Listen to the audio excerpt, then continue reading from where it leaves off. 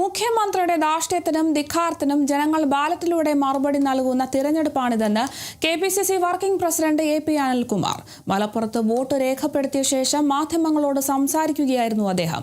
തദ്ദേശ സ്വയംഭരണ തിരഞ്ഞെടുപ്പിലെ വിജയം ഇത്തവണയും ആവർത്തിക്കുമെന്നും അനിൽ ആത്മവിശ്വാസം പ്രകടിപ്പിച്ചു. 10 വർഷമായിട്ട് ഉള്ള ഈ ഭരണത്തിന് അവസാനം കുറിക്കാനുള്ള ജനങ്ങളുടെ കുറെ നാളത്തെ ആഗ്രഹത്തിന്റെ സബലീകരണമാണ് ഇത്.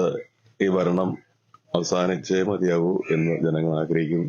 അത് കേരളത്തിലെ UDF മാത്രമല്ല, LDF-ഉം ഇന്ന് UDF-ന് അനുകൂലമായി വോട്ട് ചെയ്യുന്ന ദിവസമാണ്.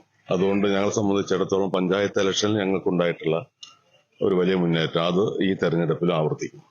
എല്ലാ രീതിയിലും രണ്ട് ഗവൺമെന്റുകളും, കേന്ദ്ര ഗവൺമെന്റ് സംസ്ഥാന ഗവൺമെന്റും ഒരുപോലെ ഈ തെരഞ്ഞെടുപ്പിൽ ഒരേ ലക്ഷ്യത്തോടു കൂടി കേരളത്തിൽ ഒരു കോൺഗ്രസ് ഗവൺമെന്റ് അധികാരത്തിൽ വരാതിരിക്കാൻ BJP-യും CPM-ഉം ഒരുമിച്ച് നീങ്ങിയ തെരഞ്ഞെടുപ്പായിരുന്നു ഈ തെരഞ്ഞെടുപ്പ്. പക്ഷെ കേരളത്തിലെ ജനങ്ങൾ അതിനെ ഒറ്റക്കെട്ടായി നിന്നുകൊണ്ട് അതിനെ നേരിടും. ഏത് ഇത്തരത്തിലുള്ള പ്രവർത്തനങ്ങളെയും അതിജീവിച്ചുകൊണ്ടുള്ള വിജയമായിരിക്കും UDF-ന് അനുകൂലമായ വിജയമായിരിക്കും ഈ തെരഞ്ഞെടുപ്പിൽ ഉണ്ടാവുക.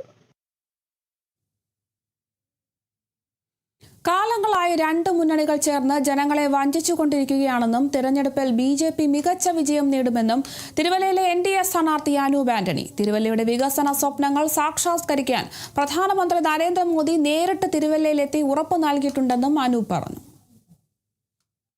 കാലങ്ങളായിട്ട് ഈ രണ്ട് മുന്നണികൾ ചേർന്ന് കേരളത്തെ ഇങ്ങനെ വഞ്ചിച്ചുകൊണ്ടിരിക്കുന്ന ഒരു രാഷ്ട്രീയമുണ്ടല്ലോ, അതിനെതിരെ വിധി എഴുതാൻ വേണ്ടിയിട്ട് ജനങ്ങൾ തയ്യാറായി രാവിലെ തന്നെ അവരുടെ ഡ്യൂട്ടി നിർവഹിക്കാൻ വേണ്ടിയിട്ട് അവർ പോളിംഗ് ബൂത്തുകളിൽ എത്തിയിട്ടുണ്ട്. വലിയ സന്തോഷമുണ്ട്. നല്ല പോളിംഗ് നടത്തുന്നത്. തിരുവല്ലയുടെ വികസന മുരടിപ്പാണ് ഏറ്റവും പ്രധാനപ്പെട്ടത്. ഒപ്പം നേരത്തെ ഈ പറഞ്ഞ അഴിമതി, ഇതെല്ലാം ജനങ്ങൾ കണ്ടുകൊണ്ടിരിക്കുകയാണ്. കാരണം തിരുവല്ലയ്ക്ക് ഒത്തിരി സ്വപ്നങ്ങളുണ്ട്. ഒത്തിരി സ്വപ്നങ്ങളുള്ള നാടാണ് തിരുവല്ലയും, ഒത്തിരി സ്വപ്നങ്ങളുള്ളവരാണ് തിരുവല്ലക്കാരും. അതുകൊണ്ട് ആ സ്വപ്നങ്ങൾ സാക്ഷാത്കരിക്കാൻ പ്രധാനമന്ത്രി നരേന്ദ്രമോദി തന്നെ നേരിട്ട് തിരുവല്ലയിൽ വന്നു.